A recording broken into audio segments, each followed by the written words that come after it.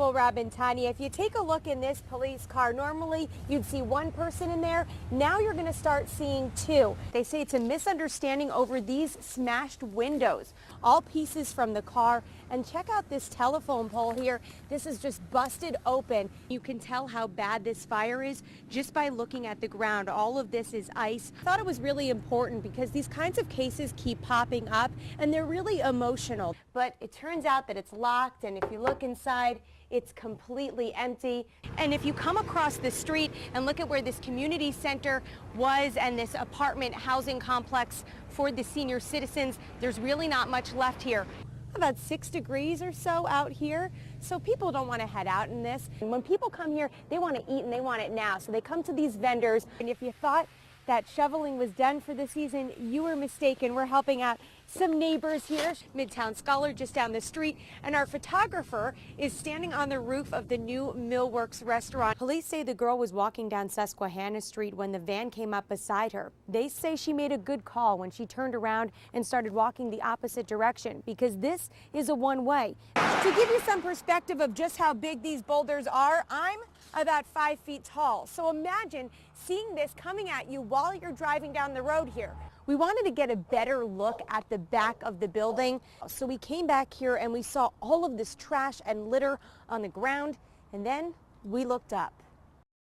He certainly answered your questions. Well, yeah, he certainly did, and he said a lot more than we expected, and because of that, we're now cooperating with police. We gave them a copy of our video today to help them build their case against Philip Greenhow. She was a whore. That was what homicide suspect Philip Greenhow told us exclusively as he headed into a magistrate's office for his preliminary hearing. He was talking about Shalimar Greenhow, his estranged wife who he's accused of killing, the woman he then admitted to killing. Did you do what they're saying that you did? My wife, yeah, absolutely I did. She was a whore. She had many sex partners. It's just what it is. But according to investigators, it was much more complicated than that. Police say they showed up to Greenhow's apartment on Bow Street in Harrisburg in January to arrest him for allegedly assaulting his son. Instead, they found 27-year-old Shalimar Greenhow inside, beaten and stabbed to death. She'd been missing for days. Police found Philip Greenhow days later in Georgia.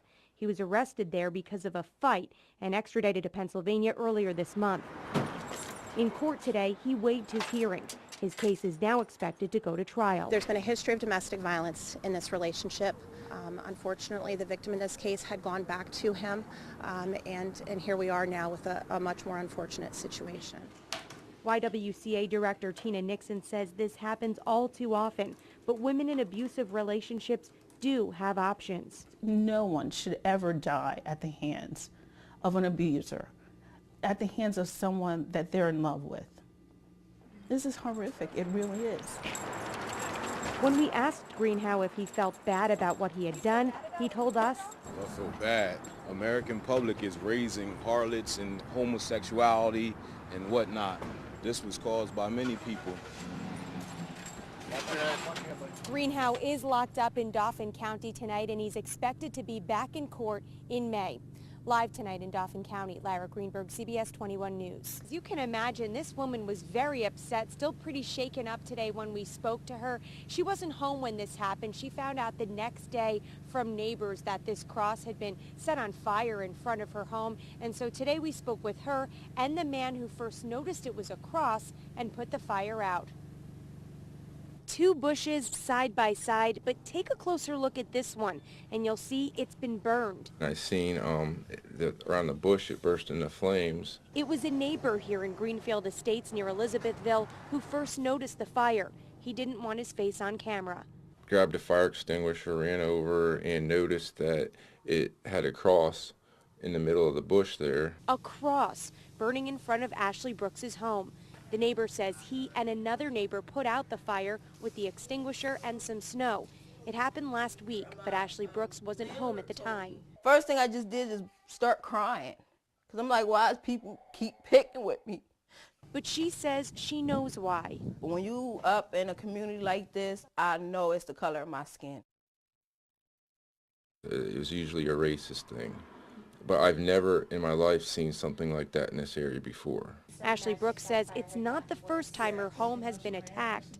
A year ago, I had a break-in, and at that time, I wasn't home. She says she also recently had a window shot out by a BB gun. She says she moved here 3 years ago looking for safety, but she hasn't found it yet.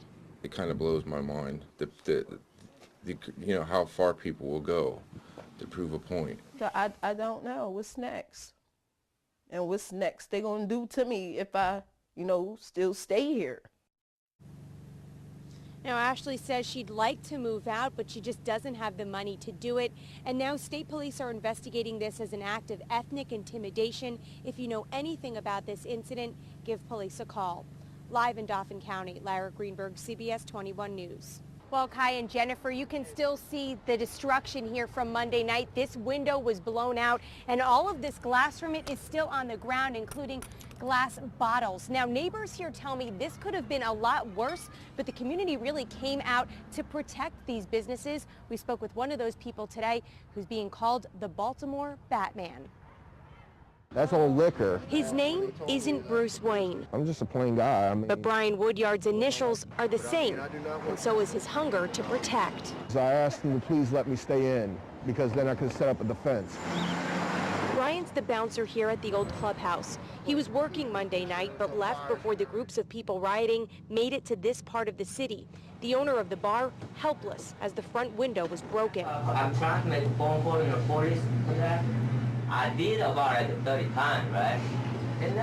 They never show up yet. Surveillance video shows what looters took when they got inside: tobacco and liquor. The metal grate we had here. So Brian returned to work dressed like this, armed with a machete to keep other looters away. I was just trying to get the bar cleared and pray God didn't set it on fire and destroyed everything in it. So why the mask? It was the only thing I could grab at the time and get down here and try to save my job.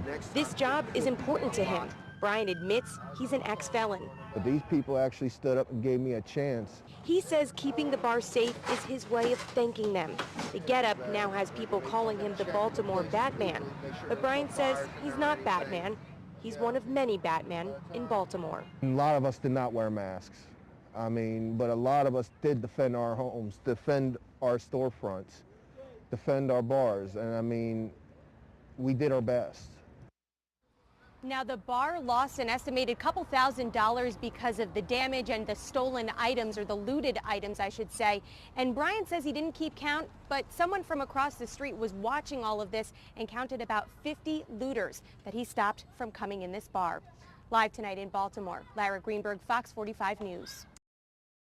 Thanks for joining us tonight. I'm Lara Greenberg in for James Tully. CBS 21's Bryant Madrick is live in Harrisburg, where he talked to one food pantry that's seeing such a large increase in people coming through their doors, they had to turn some of them away. And turning to the weather now, it got a little bit warmer today. Just a little bit. Just a little bit. What did you do to enjoy it? I went running. I'm not shocked. I know. You go running in 10 below zero. I know. I'm a crazy person. That's okay. But it felt better. Yes, it did. So. You probably sweat this time. Yes, I did. Well, thanks, Chris. It's time to spring forward tonight. It's daylight savings time, and it's also an opportunity to check the batteries in your smoke detectors. Many townships and boroughs are using this time as a reminder to spread the message that while having a smoke detector is great, the batteries need to be checked on a regular basis to make sure the smoke detector is still working. New details tonight on a deadly industrial accident that happened at a business in York County. We first told you about it as breaking news last night at 11. Now the York County coroner has identified the victim as 63-year-old Stanley Fowler of York. It happened at the New York Wire Company last night. Officials now say Fowler suffocated just before 9 from the accident. Fowler was a longtime employee at the company. Police and OSHA are now investigating his death. A woman from Cumberland County is charged with animal cruelty after a dead dog was found at her Monroe Township home. Police say the dog looked malnourished when it was found yesterday morning at the home of 66-year-old Kathleen Merrow. The investigation is ongoing. A mother left searching for answers, and another U.S. city is seeing tension heat up. A 19-year-old was shot and killed by police in Wisconsin's capital Friday night, eliciting outrage from the community. A crowd gathered at the scene in protest on Friday night. The chief of police in Madison is urging people to use restraint. Correspondent Mary Maloney has the latest on this developing story. Russian officials are holding 2 suspects in connection to the murder of Russian opposition leader Boris Nemtsov. The Federal Security Service identified both as being from Russia's North Caucasus region. No charges have been announced yet. Nemtsov was shot and killed 8 days ago as he was walking near the Kremlin. At the time of his death, the 55-year-old was working on a report about Russian military involvement in the Ukraine conflict. Investigators say they're looking into several motives, including possible ties to Islamic extremism. And coming up, a college party gives new meaning to the phrase bringing down the house. And caught on camera, a case of road rage leads to a brawl right in the middle of a busy street. But first, here are tonight's winning lottery numbers. A college party in California brought down the roof, literally. Police say several thousand college students flooded a neighborhood. They were celebrating St. Fratty's Day, essentially a St. Patrick's Day party. Police say alcohol fueled the party. Dozens stood over the garage on one house until it came crashing down. Other partygoers tried to hold it up. At least 8 people were hurt. Police cited others for underage drinking. Iowa was once again ground zero for potential Republican presidential candidates today at a forum focused on farm policy. 9 potential candidates attended Saturday's forum, including Jeb Bush and a favorite in Iowa, Wisconsin Governor Scott Walker. Yeah, What about I'll you? take the rain if it means that it's in the 40s and 50s. That's right. I Help can handle wash that. away some of that snow, too. Exactly, yeah. Seriously. Yeah, Good I'm stuff. over winter. Me too. Ditto. Can't wait for the spring. Come on. All right. Well, students at Cumberland Valley High School danced the night away for their annual mini-thon to benefit the 4 Diamonds Fund and their efforts to beat childhood cancer. And this weekend, the Farm Show complex is being overrun by our 4-legged friends. After the break, we'll take a look at the National Pet Expo taking place this weekend.